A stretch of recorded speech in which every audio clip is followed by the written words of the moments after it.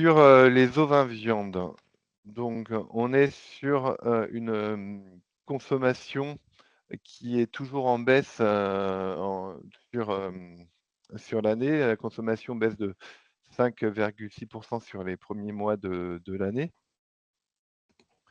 Pour autant, les importations baissent également, et les abattages également. Ce qui fait que, la production française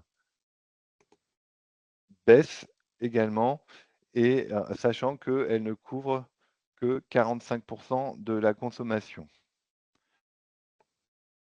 De ce fait, malgré la baisse de la consommation, on est sur un marché très tendu au niveau de la fourniture de viande ovine et de viande d'agneau sur, sur la campagne et ce depuis plusieurs années.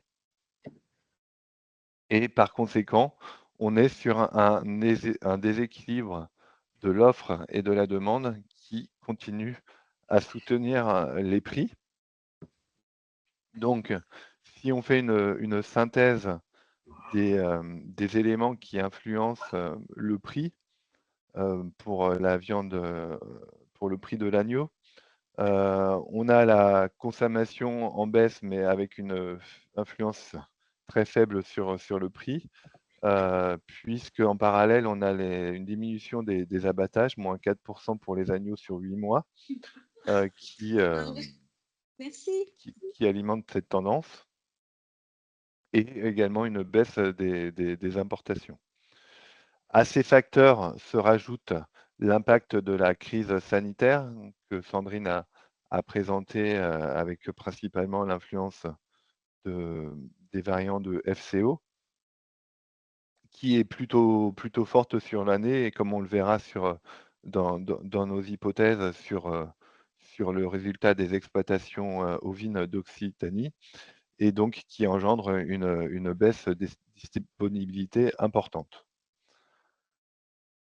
Par rapport à toutes ces hypothèses, le prix de l'agneau, on progresse de 12,6 sur les 8 premiers mois de l'année, comme on peut le voir sur, le graphique qui reprend la cotation du prix moyen pondéré, au niveau national de l'agneau avec un prix qui dépasse les 10 € par kilo de carcasse pardon, sur la fin de campagne. Bien au-dessus des années, 2023 à 2022 et de la moyenne quinquennale. Puisqu'on n'avait, jamais vu des prix comme ça sur l'agneau jusqu'à présent. Pour autant, vous l'aurez compris, le résultat, il va dépendre de 2 choses.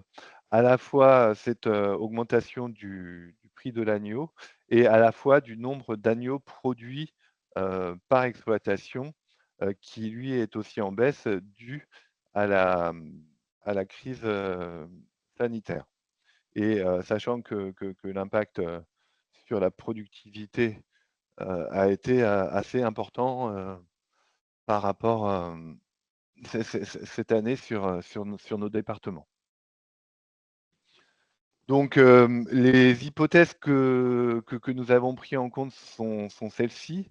On a pris, une augmentation du prix de l'agneau de 15 €, ce qui fait sur, près de 600 agneaux produits, une hypothèse à presque 8 000 à un peu plus de 8 900 € de produits sur l'exploitation et en parallèle, on a pris, une perte, moyenne de 0,1 point de productivité.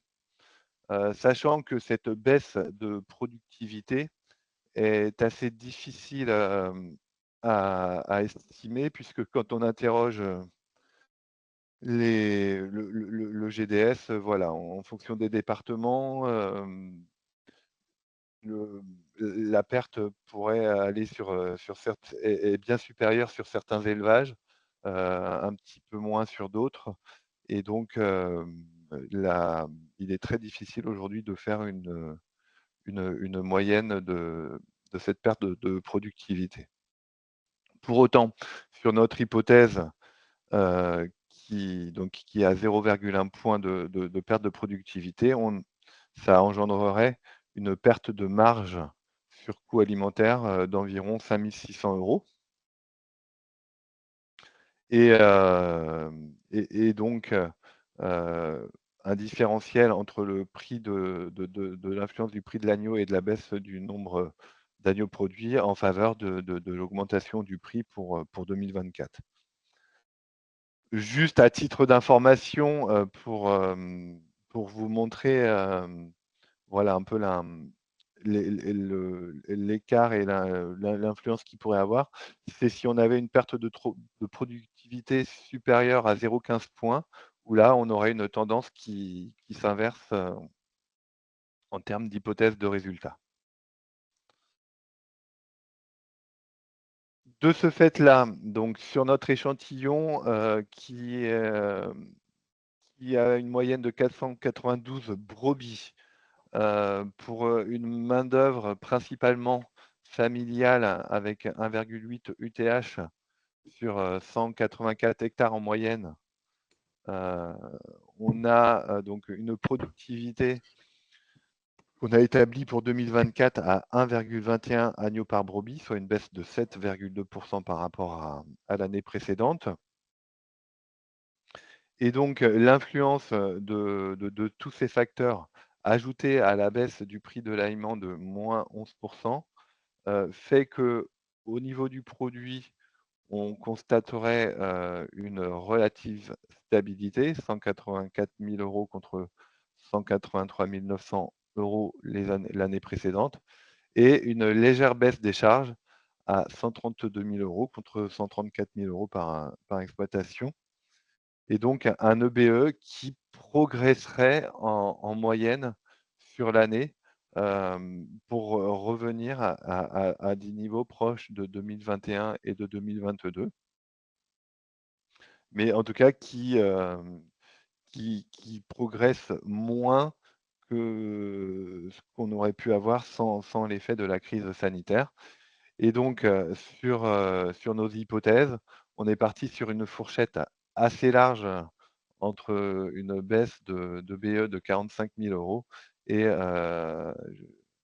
une augmentation jusqu'à 58 000, jusqu'à 58 000 €. Ça sera aussi variable en fonction du nombre d'exploitations qui est touché.